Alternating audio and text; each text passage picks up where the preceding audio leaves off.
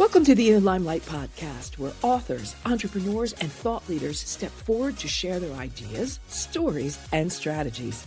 I'm Clarissa Burt, inviting you into thoughtful dialogue, refined insight, and an esteemed way of living. Hey everybody, it's Clarissa Burt here in the Limelight once again with yet another extraordinary author, but so much more. We're always worried about a diet. At least I know I am, and so we're going to be taking a deeper dive into diet, why we eat what we eat, the things we shouldn't be eating, which we already probably know. But I really wanted to take a deeper dive with Connie Bennett this morning. She is a former carb addicted journalist. I love that. Author of the best-selling books, Sugar Shock, Beyond Sugar Shock, and now I blew my diet. Now what? There she comes. There she is. Hey there. Welcome to the show. Thank you so much, Clarissa, for having me. Oh, you're so welcome, Connie. I mean, this is just so. I think it's one of those categories. It's always timely. I think a lot of people are frequently trying to lose weight, and so one of the things that you do talk about, and I know also you're a journalist, as we said, you're a motivational TEDx speaker, and a former carb addict. You had been doing, I think this is your story, is you were doing really well for a while, and then there was a life event, which was the death of your mother, which I'm terribly sorry for, who sort of spiraled you back into, you know what, carbs kind of sound pretty good right now. So does that kind of sum up how this book came about? Yeah. But let me backtrack. Yeah. It wasn't that I was doing well for a little while. I was doing well for a long while. Long time. Okay. As in like over a decade. Okay. Right. I've been eating cleanly, and I've written 2 books in the process, Sugar Shock and Beyond Sugar Shock. And I've been helping other people, sugar addicts and carb addicts, to take back their power. And yet, after the loss of my mother, I literally lost my power. Yeah. It's understandable. It's understandable. It took, now in retrospect, it definitely is understandable. At the time, I was like completely ashamed because I was being a fraud. Yeah. I think you said you gained something like 21 pounds then with the event of Mom's passing. Yeah. Wow. So basically it was the strangest timing. First off, I'd been with her for a year. Yeah. And it was probably the most grueling year of my life to, watch your mother pine away of cancer. And I also dealt with what I call my 3 moms. There was Brave Mom, there was cancer. So Brave Mom was wonderful. And she was boldly, doing things like that she'd always wanted to do. And then there was Cancer Mom, who was, shall we say, cantankerous, and more. Yeah. And then there was, it was just, I never knew which mother I was going to get. Yeah. Well, it's also very difficult. The caretaking and caretakers, it's really a difficult go. And if you haven't been down the path yet, and I hope that you don't have to, because we don't want anyone near us, becoming ill or, being sick, but it's really, really hard on physical body, your psyche, your emotional well-being. It's a tough go. Yeah. So basically, my mother passed away, and within, minutes, hours, all of a sudden I found carbs just incredibly appealing. Yeah. And I actually begin my new book, I Blew My Diet Now What, with me in the movie theater. There you go. Yeah. Oh, wow. Okay. Wow. Shoveling in the carbs. Mm-hmm. And it finally, hit me like, my God, what am I doing? And yet, that literally led me down a 7-year path. Yeah. And then you coined your own phrase, which was carbs and garbage, which became garbage. I love the garbage. That's so great. That is so great. So I was eating lots of garbage, and what I came up with, I literally discovered that there are 21 reasons that we eat badly. Right. I had hit, and I was doing one of them. I was doing what I call heartbreak binging after the loss of my mother. But then and so I realized that there were four big binge triggers, and that was one of them. And another one is, let's say you're going through a difficult relationship or divorce. You may be doing what I call divorce devouring. Trauma. Betrayal. right. There's all the things. Yeah. yes. So any life transition, boom, it can be affecting the way that you eat. But I also came up with like 17 other reasons that may be related to, blood sugar, or that may be related to stress. And let's not forget the number one biggest reason is temptation. Yes. You cannot go anywhere without being tempted by, you can go gas station, hospital. I mean, anywhere you go, you are going to be confronted and come face to face with tempting treats, and they're not treats. And so that's when I realized, okay, once that you need to decide or to realize why it is that you're eating junk foods to begin with. But then what you need to do is you need to really build your strength so that you can easily withstand those temptations. No doubt. No doubt. And I think in prior conversations, when you and I had spoken offline, the last time we spoke, I had explained to you about how it was also set up in the tribe, i.e., my mother didn't, breastfeed me. I was weaned on my grandmother's iced tea, which was as black as molasses and as sweet as it comes. So here's this, 3, 4, 5-month-old baby with that in her bottle. I was basically like a crack baby, so already addicted to sugar, which is super addicting. And so there you go. So that was sort of the way it was really hard. And I smoked as a kid also. So it was harder for me to come off of sugar than it was for me to break the nicotine habit. I mean, just to give you an idea. So, I mean, sugar still calls me back all the time, So it's difficult. That's why you need to have, first off, you need to zero in on your why. So the absolute first step to decide to eat better is, why do you want to do it? So in my instance, I didn't want to walk my talk. I wanted to walk my talk again. Right.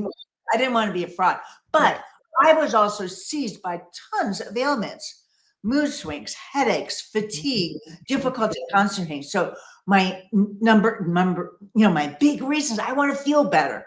So if you can if your listeners can just tune into what their biggest whys are. Do you want to feel better? Do you want to hang out? Do you want to have the energy to hang out with your kids and your loved ones? Sure. And do you want to go play pickleball? That's my new hobby. Or do you want to, whatever it is that you want to do that drives you, that can sustain you. Do you still get the cravings? No. You don't get them at all now. You stopped eating it, ergo, or therefore you don't need, it doesn't call you as much as it used to. Because I get the calling. I mean, I can hear.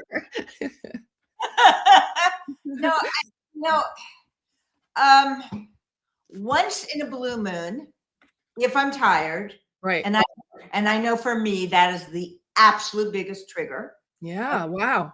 So I may find that those sweet potato chips call out to me, not movie popcorn, nothing, and they're like they're kind of the healthiest junk foods you can find. Right. And so there have been a few occasions where I gave in, but what I did was I meted it out. Like I was like, okay, looked at the portion size. I'm like, okay, I'm going to have 1 portion size or 1.5 portion size, and I'm going to have protein at the same time and healthy fats. And okay, I've actually been surprised at myself. And I watched myself this last time I did it because I was so exhausted. I hadn't slept, and I was like, okay, I know exactly what's happening. So I was discovering my why. Okay, you're tired. Right. You had a good night's sleep. Whatever it was that was bothering me kept me up. And so I was like watching myself. So just that ability to kind of step outside yourself and you look in at yourself and you say, that's what it must be. What is happening? And so, it never led to a binge or anything like that. And golly, I don't like to waste food, but I kind of wanted to protect myself, and so I Exactly.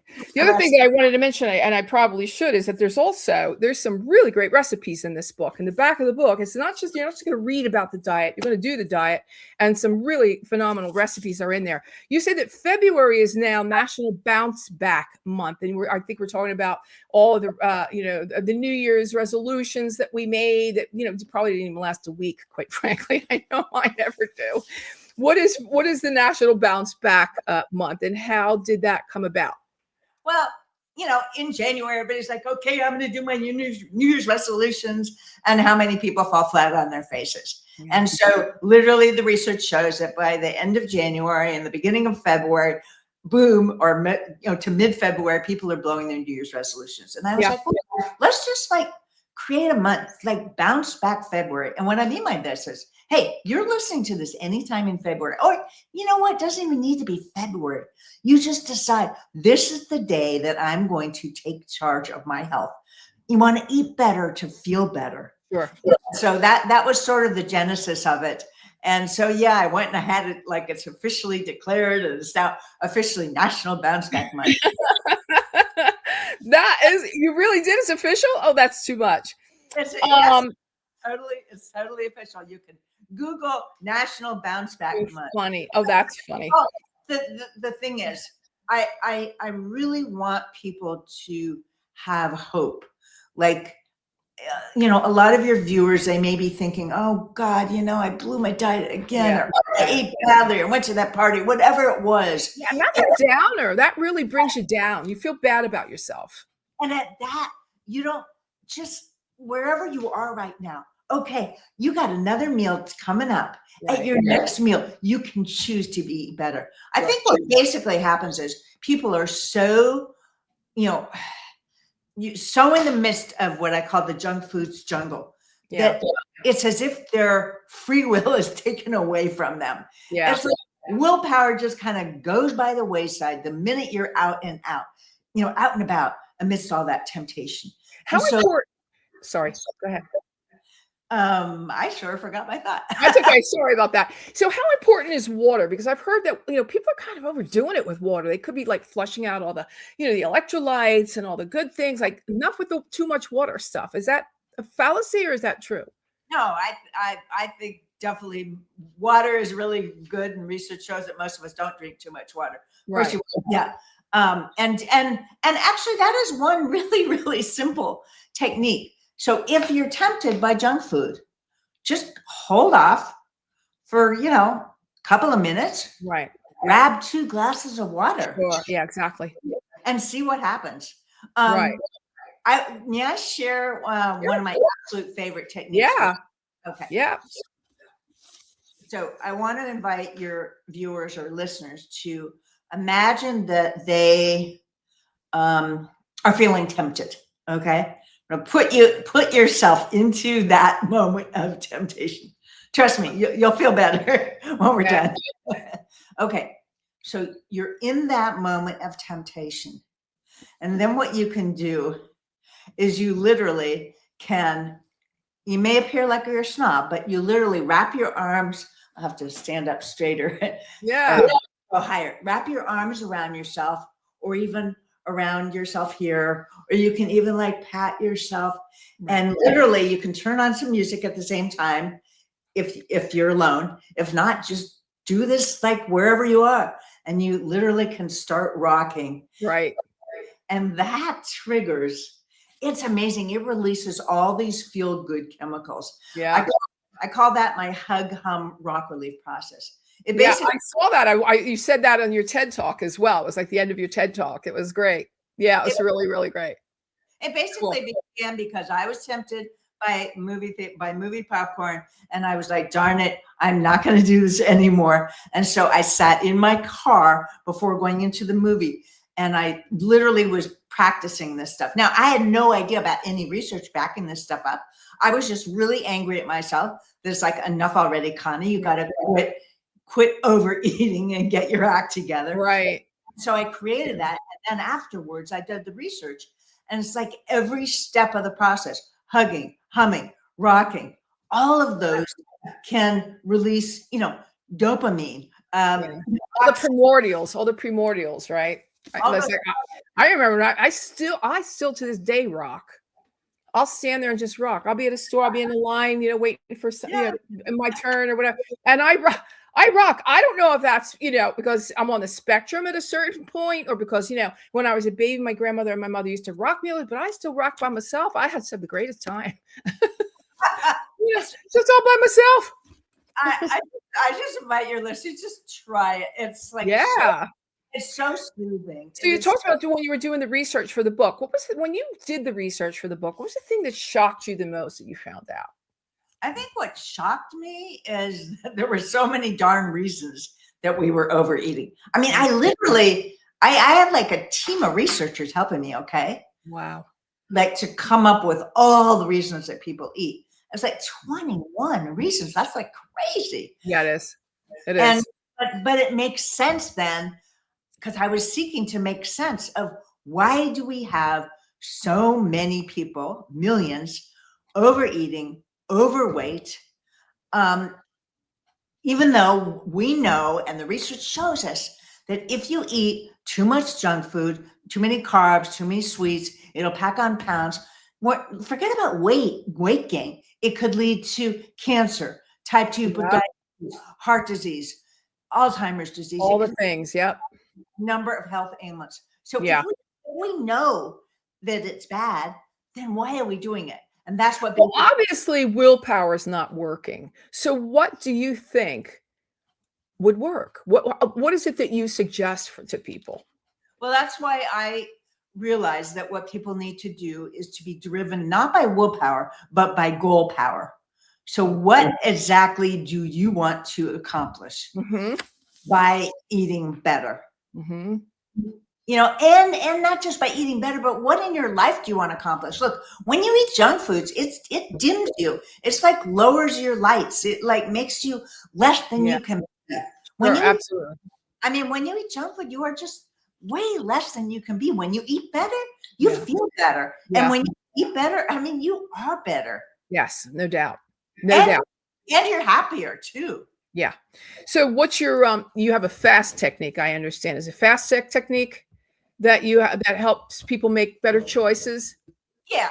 So a lot of what I've been seeking to do is I know that you're going to be in that moment. You're in the grocery store or you're at the party. And then those few seconds, what you do is pivotal. You could go down one path. Yeah, where you're pigging out on junk foods, and you feel like crap. Can I use that word here? Of course. you feel like crap. What can you do? So I was like, okay, we need to come up with some wonderful ways to just quickly, take back our power. So the F stands for fractals. Focus on fractals. Now, fractals are recurring patterns in nature. Now, if you live in a nice weather, in the area where there's nice weather, you can go outdoors and you can look at trees and leaves and flowers and birds and and that'll soothe you. If not, no problem. Turn on your computer, watch some nature scenes, and literally those fractals will just calm you down. Okay. There's amazing research about the power of fractals. Okay. So that's the F in fast. Okay. The A in fast is just applaud yourself. Like you did it. Oh my God. You are like acknowledging, you are taking power. You are deciding that no, this time I'm going to behave differently. I'm going to behave better for myself. Right. So that's FA. And then the S, well, I keep changing all of what all of these represent. All right, whichever works for you today, go right ahead. The S is that you really want to stand for yourself and you want to stand for success. Make a stance, make a stand. Cool. And the T is to just turn on your success mindset. Yeah. You can do that. I have lots and lots and lots of tips. All of them are science-based. All of them are easy. I do try to dumb them down, not dumb them down. I try to explain them in such a way. And they're all in the book, right? They're in the book. Yes, I'm a writer, and I have fun with, like, word plays. Like, what I basically share in the book are feasts. So they're fast, easy, awesome, simple. Right. I did see feast, but here it's written fast, so I wasn't sure if you had both of them. So it's okay, whatever works. Here's the last question we asked you. What are the big four binge triggers? Well, okay, so we talked about them a little bit earlier. Okay. So one was the death of a loved one. Right. The other is a relationship. So that in my instance, it led to heartbreak binging. Yeah. The other could be a difficult relationship. So it could be a divorce, or it could be a breakup, or it could even be a breakup with a friend. Yeah. Okay. So that's the second one. Right. The dissolution of a relationship. So I came with like some phrases: divorce devouring, you may be doing, or breakup binging. And the third one has to do with what we talked about earlier, trauma, that you may be doing what I call comfort crunching. And then the fourth, the fourth one really has to do with, we talked about this earlier too, caregiving, Right. that can lead to what I call caregiving shopping. Yeah. But look, I think the reason that we want to identify why we're eating badly is that why is the very first step. That once you look at your why, then you can come up with tactics to deal with them when it hits. Yeah. You go, oh yeah, I'm upset right now because of XYZ. What's really hard too is to, really try to understand, like, who can you trust and who can't you trust? You see the big hullabaloo now lately with white bread, right? The glyphosate's in white bread. So that's a whole big, thing that's come onto the market in the last couple of weeks. So, you're just going in the store, you're buying some white bread, which I don't because I eat gluten-free, but, and I know I can buy gluten-free bread, but I just don't find, I don't find the nutritional value in bread anyway, but that's just my personal preference. And, now it's all about glyphosate and, how your bread is making you sick. So, I guess something really, you talked earlier about the recipes in the book. So I'm not a recipe developer. So I found this team, and literally every recipe, it's gluten-free, dairy-free, sugar-free, agave-free, honey-free. I gave these recipe developers these crazy. So many, yeah. I'm telling you, this stuff tastes really, really, really good. And in fact, we just came up with every so often on my blog, I post new recipes from them. So with Valentine's Day just passing, she created a special Valentine's dish for viewers and followers. That's awesome. That's so great. Connie, that's going to be the show. I really do appreciate you being here. But before you go, I always ask my guests this last question. You can't say marriage and you can't say children. But up until now, I know everybody laughs when I say that. Up until now, what would you say has been your crowning moment?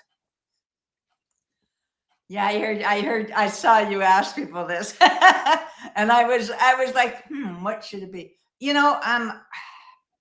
This may sound somewhat trite. Well, not trite, but because I really think in recent years, the fact that I was able to pull myself up and get back on track and become happier, and to become, a better, happier, more cheerful Connie.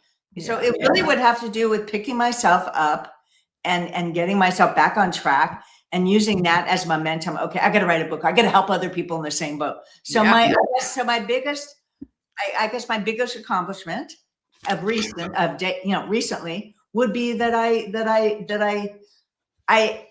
got over my, crazy binging of garbage. And then I pulled myself up and lost the weight. And wrote a book, but not just the book. It's the winner of the International Impact Book Awards. It's the winner of the International Book Award for Health, Diet, and Exercise. It's a silver winner for Nonfiction Book Awards. It's a Reader Views Gold Award in Health and Fitness. Hello. And then, you've got a bursting with lively wit, fresh advice, and coinages as sharp as flavor crystals.